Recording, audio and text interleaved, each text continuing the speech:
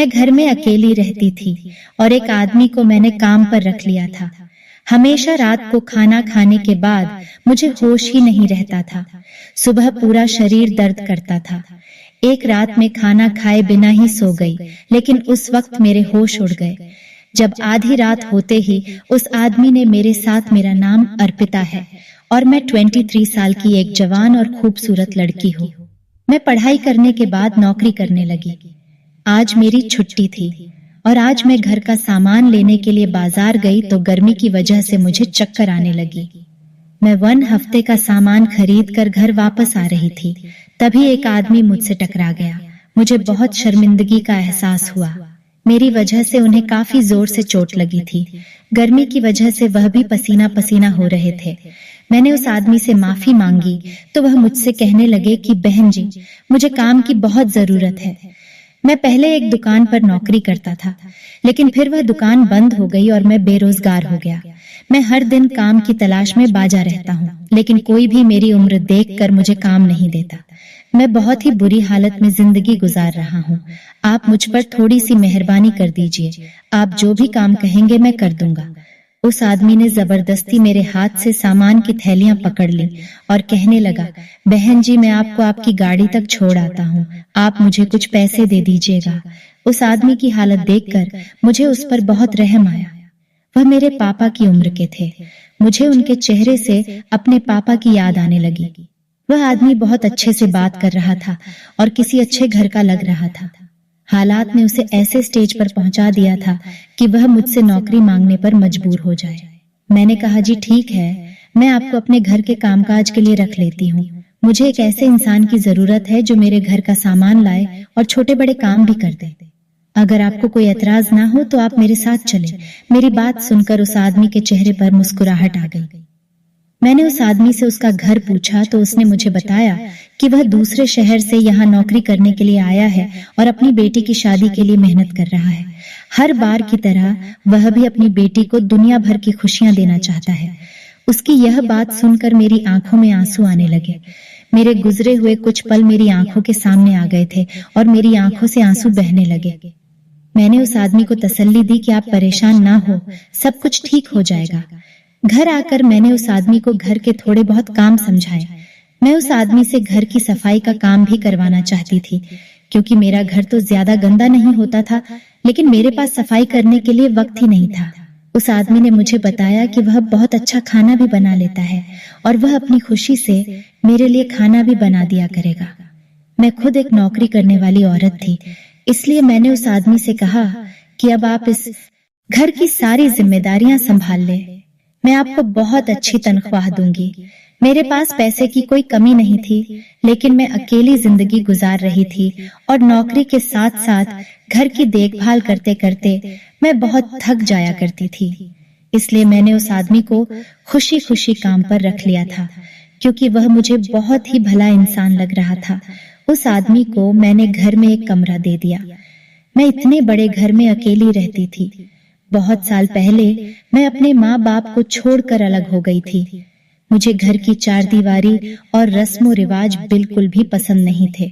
मेरे पिताजी ने मुझे बहुत ज्यादा पढ़ाया था, लेकिन वह मेरी नौकरी के बिल्कुल खिलाफ है और वह चाहते थे कि मैं पढ़ाई पूरी करते ही उनकी बहन के बेटे से शादी कर लूं। पिताजी ने मुझसे 3 बड़ी बहनों के साथ भी यही किया था। उनकी भी पढ़ाई पूरी होते ही शादी कर दी थी और नौकरी के लिए मना कर दिया था। मैं अपनी जिंदगी में ये सब नहीं चाहती थी। मेरा इतनी जल्दी शादी करने का कोई इरादा नहीं था। मैं अपने पैरों पर खड़ी होना चाहती थी। मेरे पिताजी ने मुझसे कहा था कि जब तुम दुनिया की रंगीनियों से थक जाओगी तो तुम्हें अपने पिताजी की एक एक बात याद आएगी कि शायद पिताजी ने बिल्कुल ठीक ही कहा था। अब मुझे अक्सर पिताजी की बहुत सारी बातें याद आ जाया करती थीं। जब भी मैं थकी हारी जॉब से लौटकर घर आती हूँ तो वह घर मुझे अपने माता पिता की याद दिलाता है। मेरे माता पिता ने मेरी बहनों को पलकों पर बिठाकर रखा था और मैंने कभी घर का कामकाज नहीं किया था। लेकिन जब से मैं अपने माता पिता से लड़कर घर छोड़कर आई थी, मुझे सब कुछ खुद ही करना पड़ता था और धीरे धीरे मुझे एहसास हुआ था कि मेरे माता पिता ने मुझे किस तरह दुनिया के सर्द गर्म से बचाकर रखा हुआ था। अपनी डिग्री के बल पर मुझे बहुत अच्छी कंपनी में नौकरी मिल गई थी। मैं जब भी पीछे हट कर देती तो मुझे यकीन हो जाता कि मैंने घर छोड़कर बिल्कुल सही फैसला किया है। लेकिन मुझे अब माता पिता की याद बेचैन कर देती है। मेरे पिताजी कहा करते थे कि लड़कियों को नौकरी करने के बाद भी शादी ही करनी होती है, तो बेहतर है कि किसी अच्छे लड़के से शादी करके मैं तुम्हें विदा कर दूं। जबकि मेरा मानना था कि मुझे अपने पैरों पर खड़ा होना चाहिए और अपनी मेहनत से जिंदगी में कुछ हासिल करना चाहिए। मैं इतनी जल्दी शादी नहीं करना चाहती थी। घर छोड़ने के बाद मैंने अपने सारे सपनों को पूरा कर लिया था। मैं सारा वक्त अकेले घर के कामों में उलझी रहती और मुझे आराम का भी वक्त नहीं मिलता था। कभी कभी तो मैं थक कर इस कदर चूर हो जाती कि रात खाना खाए बगैर ही बिस्तर पर गिर जाती। उस आदमी को रखने के बाद मैं घर की तरफ से बिल्कुल बेफिक्र हो गई थी, क्योंकि उस आदमी ने 2 ही दिनों में घर की पूरी जिम्मेदारियों को समझ लिया था। अब वह पूरी ईमानदारी और लगन से घर के काम कर रहा था। मैंने उन्हें सफाई के लिए रखा था, लेकिन उन्होंने खुद ही बावर्ची खाने की जिम्मेदारी अभी उठा ली थी। वो आदमी बहुत अच्छा खाना बनाता था। अब मैं हमेशा रात का खाना घर पर ही खाने लगी, वरना मैं ज्यादातर रात का खाना बाहर से ही मंगवा लिया करती थी या फिर भूखे ही सो जाती थी। रात का खाना खाते ही अब मुझे ऐसी नींद आती कि मैं बिस्तर पर लेटते ही सो जाती और फिर सुबह सवेरे ही मेरी आंख खुलती। उस आदमी के आने से मैं अपनी नींद को लेकर बहुत ही ज्यादा परेशान थी, क्योंकि मुझे पहले सारी रात बिस्तर पर लेटे रहने के बाद भी नींद नहीं आती थी। थकावट की वजह से मेरा सारा जिस्म दर्द करता था, लेकिन उस आदमी के आने से मुझे बहुत आराम था और मुझे बहुत अच्छी नींद आने लगी थी। उनको काम पर रखे हुए 15 दिन ही हुए थे कि सब कुछ बहुत अच्छे से चल रहा था। एक रात मुझे ऑफिस का कुछ काम निपटाना था, इसलिए मैंने खाना एक तरफ रख दिया और पहले काम करने लगी। थोड़ी ही देर में वह आदमी मेरे कमरे में आ गया। मैंने उसकी तरफ देखा और पूछा कि क्या हुआ इतनी रात। यहाँ तो वह कहने लगा कि मुझे लगा कि आपकी तबीयत ठीक नहीं है, इसलिए देखने के लिए चला आया। क्योंकि आपके कमरे की लाइट जल रही थी तो मुझे आपकी फिक्र हुई। मैंने उस आदमी से कहा कि नहीं नहीं, मैं तो बिल्कुल ठीक हूँ, अपना काम कर रही हूँ, आप जाकर सो जाएं। वादी अपने कमरे में चला गया। जब अपना काम खत्म करके मैं सोने लगी तो मेरे दिमाग में एक सवाल आया कि यह आदमी इतनी रात तक क्यों जाग रहा है, जबकि वह तो मुझसे भी पहले का उठा हुआ होता है। मैं जब सोकर उठी हूँ तो वह पूरे घर की सफाई कर चुका होता है और मेरे लिए नाश्ते की तैयारियों में लगा हुआ होता है। इसी सोच में कुछ देर के बाद मैं सो गई और हमेशा की तरह सुबह उठकर ऑफिस चली गई। लेकिन कहीं ना कहीं मेरे दिमाग में उस आदमी को लेकर बहुत सारे सवाल उठ रहे थे, क्योंकि मैं उस आदमी को बिल्कुल भी नहीं जानती थी और मैंने उस पर इस कदर भरोसा कर लिया था कि उसे अपने घर में जगह दे दी थी। मुझे ऑफिस में पहले ही बहुत सारी परेशानियों का सामना करना पड़ रहा था और अब ऐसे में इस आदमी को लेकर भी मैं बहुत परेशान हो गई थी।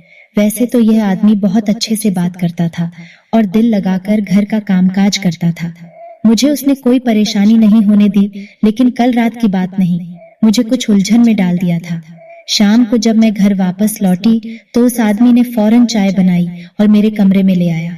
मैंने उससे पूछा कि उसके घर वाले कैसे हैं और उसकी बेटी की शादी कब है। उस पर वह मुझे बताने लगा कि उसके घर वाले गांव में रहते हैं और उसे शहर आए।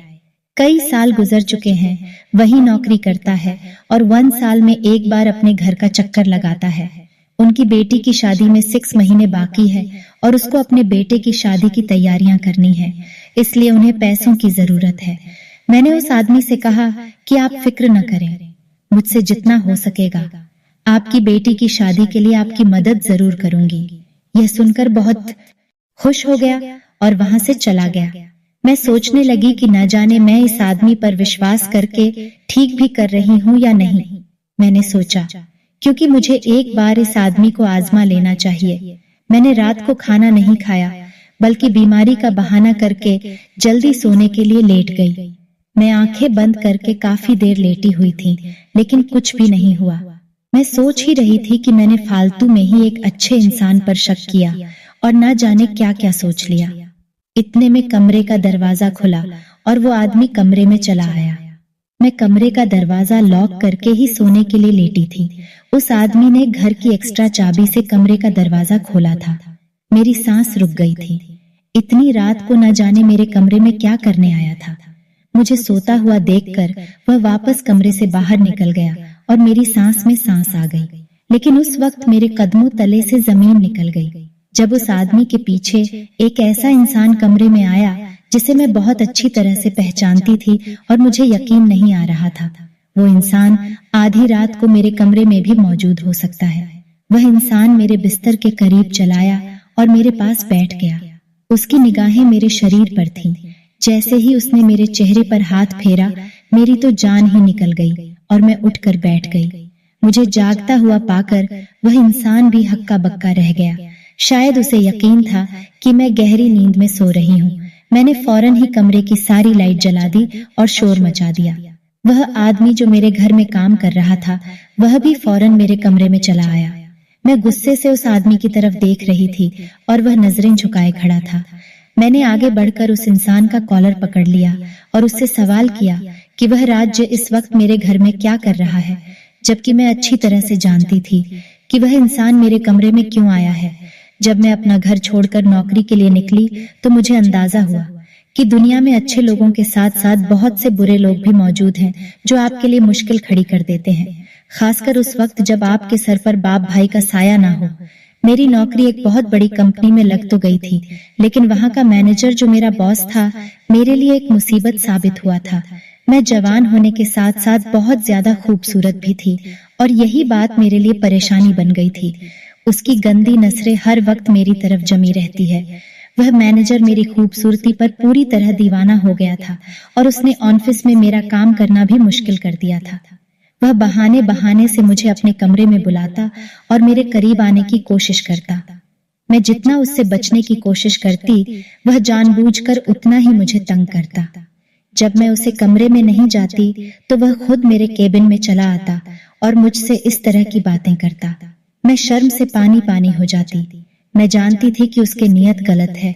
एक दिन वह मुझसे कहने लगा कि वह मुझे बहुत अच्छा प्रमोशन दिलवा आएगा अगर मैं उसके ख्वाहिशों को पूरा कर दूंगी। मुझे अच्छी तरह मालूम था कि उसकी ख्वाहिश क्या होगी, इसलिए मैंने एक जोरदार थप्पड़ उसके चेहरे पर मार दिया। मैं सोच भी नहीं सकती थी कि वह इतनी बड़ी कंपनी का काम करने वाला मैनेजर इतनी घटिया सोच का मालिक होगा। मैं उसकी बेटी की उम्र की थी, लेकिन उसे फिर भी मेरे साथ इतनी घटिया बात करते हुए कोई शर्म महसूस ना हुई। जैसे ही मैंने उसके मुंह पर थप्पड़ मारा, ऑफिस में एक हंगामा खड़ा हो गया और बात ऊपर तक चली गई। मैंने अपनी सफाई में कुछ कहने की कोशिश ही नहीं की, जबकि मैनेजर ने मेरे खिलाफ बता दिया और कहा कि मैं उससे प्रमोशन मांग रही थी और जब मैंने उसे प्रमोशन देने से इनकार किया तो मुझे बदनाम करने के लिए यह खेल रचाया है। मैं उसके झूठ पर दंग रह गई थी। बहुत पुराना नौकर था। मेरी कंपनी ने मुझसे ज्यादा उस पर भरोसा किया और मेरे खिलाफ नोटिस भेज दिया। उस दिन के बाद मैं बहुत ही ज्यादा मोहताज हो गई। मैं उस मैनेजर से दूर ही रहती थी। कोई काम भी होता तब भी उसके कमरे में नहीं जाती और नौकरों से अपना काम पूरा करवाती। मैं बहुत साल से उसे नजरअंदाज कर रही थी क्योंकि मेरे लिए यह नौकरी बहुत है। मैं थी, लेकिन मैं नहीं जानती थी कि उस मैनेजर ने मेरा पीछा अभी भी नहीं छोड़ा है, बल्कि वह तो अपनी बेइज्जती का बदला मुझसे लेना चाहता था। आधी रात को अपने कमरे में मैनेजर को देखकर मेरी जान निकल गई थी। वह इस कदर बेशर्म निकला था। कितनी आधी रात को मेरे घर आ गया था। जब मैंने मैनेजर का कॉलर पकड़ा तो वह मुझसे कहने लगा कि मैंने जिस तरह उसे पूरी कंपनी के सामने बेइज्जत किया था, वह मुझसे उस बात का बदला पूरी तरह से लेना चाहता है। मैनेजर को बहुत अच्छी तरह से मालूम था कि मैं घर में अकेली रहती हूँ। उसने मेरे बारे में सब कुछ मालूम कर लिया था कि मैं घर में काम काज करने के लिए नौकर को रखना चाहती हूँ और उसने जानबूझकर अपने नौकर को मेरे रास्ते में भेजा और वह मेरे घर तक पहुंच गया। वह आदमी जो मेरे घर की नौकरी कर रहा था, वह मेरे मैनेजर का नौकर था और उसके कहने पर वह मेरे घर आया था। थोड़े ही दिनों में उस आदमी ने मेरे घर की एक एक बात मैंने तेरे को बता दी थी और वह जान गया था कि वह बहुत आसानी से मेरे कमरे तक आ सकता है। मैनेजर मुझे अपनी ख्वाहिश का निशाना बनाना चाहता था।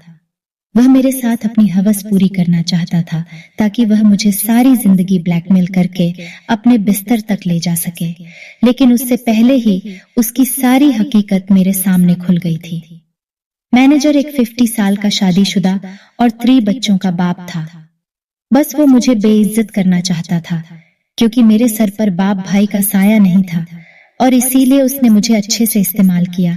आज मुझे एहसास हो रहा था कि मेरे पिताजी ठीक ही कहा करते थे कि बेटियां अपने घर की चारदीवारी में सुरक्षित होती हैं। मैंने उस आदमी की तरफ गुस्से से देखा और उनसे कहा कि आप तो मेरे पिताजी की जगह थे। मैंने आप पर इतना भरोसा किया कि आपकी मजबूरी सुनकर आपको अपने घर ले आए। आपसे आपकी बेटी की शादी में मदद करने का मैंने वादा किया, लेकिन उसके बाद भी आपने मेरे साथ इतना बड़ा धोखा किया। उस आदमी ने शर्मिंदगी से नजरें झुका ली और कहने लगा कि वह अपने मालिक की आज्ञा के आगे मजबूर हो गया था। उसके मालिक ने उससे कहा था कि अगर वह मालिक का यह काम करेगा, मालिक उनकी बेटी की धूमधाम से शादी करवा देगा और वह अपनी बेटी को दुनिया की हर खुशी देना चाहता था। इसीलिए वह उसकी बात मान गया। लेकिन आज उन्हें एहसास हो रहा था कि अपनी बेटी की खुशियों के लिए उन्होंने किसी और की बेटी की इज्जत पर दाग लगा दिया था। मैनेजर ने अभी तक मेरी कोई फोटो नहीं खींची थी, इसलिए मैंने पुलिस को फोन करके घर बुलाया और उसे पुलिस के हवाले कर दिया और उस आदमी ने मुझसे माफी मांग ली थी। उन्हें अपनी गलती पर पछतावा था। उसने कहा कि वह बहुत शर्मिंदा है क्योंकि वह अपने मालिक की बातों में आ गया था, लेकिन वह दिल से एक अच्छा इंसान था। मैनेजर की गिरफ्तारी की खबर जब कंपनी में पहुंची तो उसे नौकरी से निकाल दिया गया और उस आदमी को मैंने अपने ही घर में नौकरी दे दी। मैं अपने माता पिता से पहली बार मिलने के लिए उनके घर जा रही थी। मैं उनसे मिलने के लिए बहुत बेचैन थी। मैं उनसे माफी मांगना चाहती थी क्योंकि आप मुझे अच्छी तरह से समझ आ गया था कि मैं कितनी गलत थी। पहले मुझे माता पिता की बातें बहुत बुरी लगती थी, लेकिन अब मुझे पता चल गया था कि कहीं ना कहीं वह मुझसे ज्यादा जमाने की खबर रखते हैं। जब मैं अपने घर पहुंची तो मेरे माता पिता मुझे देखकर बहुत खुश हुए और मेरे पिताजी ने सब कुछ भुलाकर मुझे अपने गले से लगा लिया। मैंने पिताजी को बताया कि मैं बहुत ही अच्छी नौकरी कर रही हूँ और अब मैं शादी करना चाहती हूँ। मेरी बात सुनकर मेरे पिताजी मुस्कुरा उठे और कहने लगे कि तुम्हें जो भी लड़का पसंद आए, हम तुम्हारी शादी उससे करवा देंगे। मैंने पिताजी से कहा कि मुझे सिर्फ नौकरी करने की ख्वाहिश थी, मैं किसी को पसंद नहीं करती और अब आप जिससे कहेंगे मैं उससे शादी कर लूंगी। पिताजी ने अपनी पसंद से मेरी शादी एक लड़के से करवा दी जिसे मेरी नौकरी पर कोई एतराज नहीं था। मुझे समझ आ गया था, डीजे सौरभ के सर पर किसी मर्द का साया नहीं होता। जमाना उसे लूटने के लिए तैयार रहता है। इंसान शादी के बाद भी अपनी ख्वाहिश पूरी कर सकता है और मैं भी नौकरी करके अपनी ख्वाहिश पूरी कर रही थी और पिताजी सच कहा करते थे कि औरत को बिना जरूरत नौकरी नहीं करनी चाहिए। दोस्तों, मैं करती हूँ। आपको हमारी कहानी पसंद आई होगी। कहानी पसंद आई है तो वीडियो को लाइक करें। चैनल पढ़ना है तो चैनल को सब्सक्राइब करें और हाँ, नोटिफिकेशन वालों को जरूर दबाएं ताकि अगली अपडेट सबसे पहले आपको मिले।